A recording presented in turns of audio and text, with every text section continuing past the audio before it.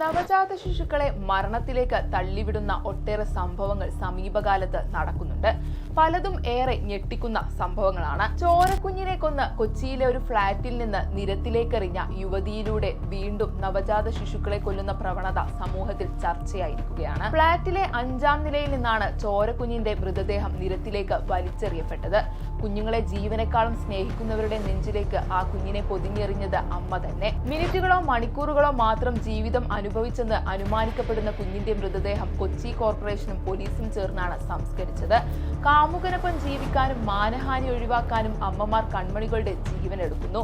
സാമ്പത്തിക പ്രശ്നവും പ്രസവാനന്തര വിഷാദവും ഇത്തരം സംഭവങ്ങൾക്ക് കാരണമാകാറുണ്ടെന്ന് വേറെ കാര്യം. തിരുവനന്തപുരത്ത് പോത്തൻകോട്ട് 36 ദിവസം മാത്രമായ ശ്രീദേവിനെ പെറ്റമ്മ കിണറ്റിലെറിഞ്ഞ് കൊലപ്പെടുത്തിയതിനു കാരണം വളർത്താൻ സാമ്പത്തികമില്ലെന്നതായിരുന്നു. തിരുവല്ലയിൽ അവിവാഹിതയായ നീതു മാനഹാനി ഭയന്ന് കുഞ്ഞിന്റെ മുഖത്ത് തുടർച്ചയായി വെള്ളമൊഴിച്ച് കൊലപ്പെടുത്തിയ സംഭവവും നാടിനെ നടുക്കത്തിലാഴ്ത്തി. 9 വയസ്സുള്ള മകളെയും മാതാപിതാക്കളെയും വിഷം നൽകി കൊന്ന ശേഷമാണ് പിണറായിയിലെ സൗമ്യ ജയിലിൽ ജീവനൊടുക്കിയത്.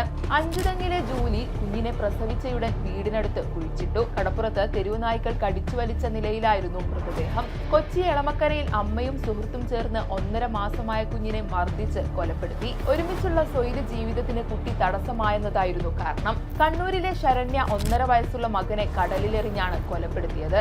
ഭർത്താവിന്റെ കൂട്ടുകാരനൊപ്പം ജീവിക്കുകയായിരുന്നു ലക്ഷ്യം. ഭർത്താവിനോടുള്ള വൈരാഗ്യം മൂത്ത് കാസർകോട്ടെ അമ്മ നവജാത ശിശുവിനെ കൊലപ്പെടുത്തിയത് കഴുത്തിൽ ഇയർഫോണിന്റെ വയർ കുരുക്കി. കുഞ്ഞ് തുടർച്ചയായി കരഞ്ഞതിൽ പ്രകോപിതയായാണ് ഹരിപ്പാട്ടെ ദീപ്തി 48 ദിവസമായ കുഞ്ഞിനെ കിണറ്റിലെറിഞ്ഞത്. തേഞ്ഞിപ്പാലത്ത് 3.5 മാസമായ കുഞ്ഞിനെ അമ്മ അനീസ കഴുത്ത് ഞെരിച്ച് കൊലപ്പെടുത്തി. ബദിയടുക്കയിൽ 1.5 വയസ്സുകാരനെ അമ്മ കിണറ്റിലെറിയാൻ കാരണം കുടുംബ വഴക്കായിരുന്നു. കുണ്ടറയിൽ 3.5 മാസമായ കുഞ്ഞിനെ അമ്മ ബക്കറ്റിൽ മുക്കിക്കൊന്ന സംഭവമുണ്ടായത് നാട് മറക്കാനായിട്ടില്ല. സമീപകാലത്ത് നടന്ന ക്രൂരകൃത്യങ്ങളുടെ നീണ്ട നിരയിലെ ചിലത് മാത്രമാണ് സൂചിപ്പിച്ചത്.